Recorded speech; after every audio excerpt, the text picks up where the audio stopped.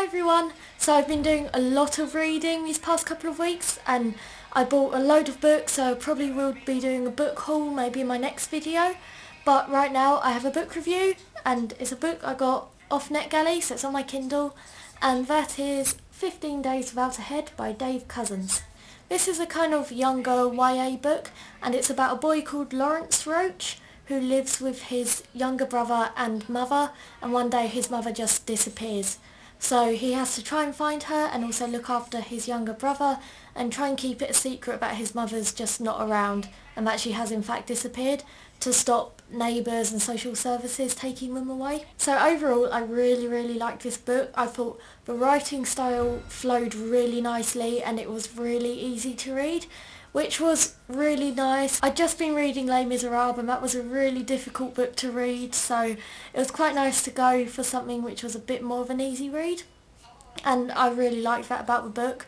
I really liked the pacing. It was more or less steady throughout, but I don't think that took away from the story at all. I think it just added to the story, in fact. Because it's a very character-driven book, I think the steady pacing really went well with it, and if it was more of an action book, then I don't think the pacing being that steady would have contributed to it well, but I really enjoyed the pacing actually. I really liked the characters. I thought they were very well written. There's only a few characters in the story, but each character has a purpose, and I really appreciated that, because you know you get those books where authors just throw in characters just because they can and there's no reason to have them in there, and it can take away from the story. So I did like that every character had a role in the story. I really liked Lawrence. He's the main character, so you kind of hear the story from him, and he's very stern, but he's become stern because of the way he's been brought up and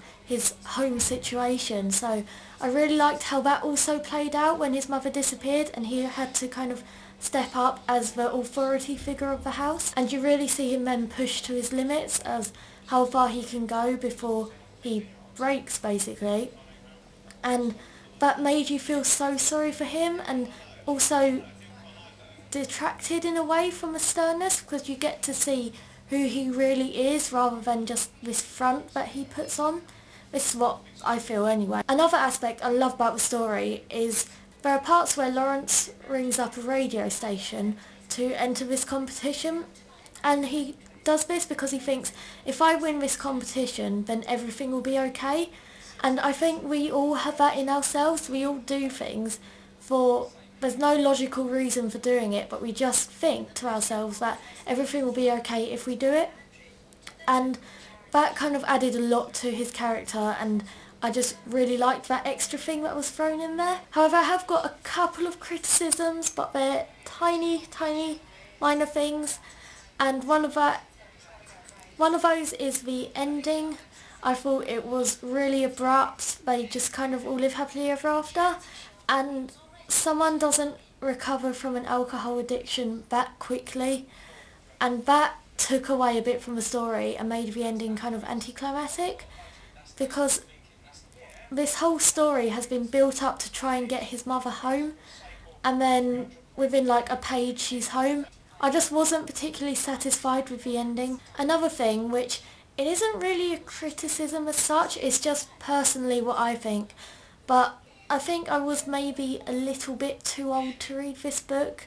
I mean, I really enjoyed it, but it kind of reminded me of Jacqueline Wilson's books for older children that she writes, and it actually really reminded me of Lola Rose, which is one of my favourite Jacqueline Wilson books of all time, so that's got to be a compliment if it reminded me of that.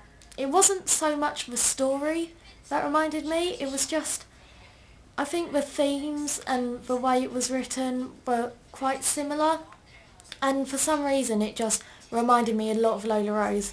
So if you really like Lola Rose, then I think you'll really like this book.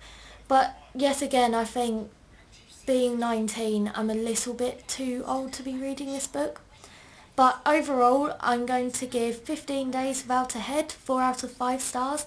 I really did enjoy this book. I think you should all go and pick it up. Definitely, especially if you're a younger reader. I think you'll really enjoy this book. So if you have any thoughts or questions, please leave them in the comments below. Don't forget to subscribe. I really hope you liked that video.